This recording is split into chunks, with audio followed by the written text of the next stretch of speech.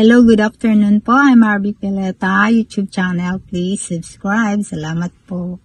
Meron po akong natawas na isang bata po na taga-probinsya po. At pinakita po ng tawas kung ano po ang nangyari dun sa batang nawawala na naligo daw po sa ilog. At nakita ko po ganito po ang itsura niyang nung bata po. Hindi po ba nakita? Kita niyo po ba? Ganyan na parang malabo Parang malabo po ata. Ito po yung bata na tingin ko po ay kinuha ng ilog po.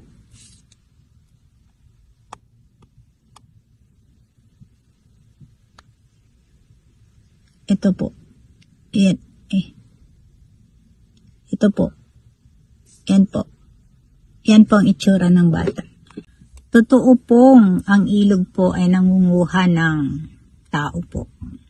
Kaya kailangan pag meron po kayong mga anak, maliliit pa ay ingatan nyo po dahil ako po mismo ay nakakita na po ng batang nalulunod po na naanod po kahit po napakababaw po ng tubig.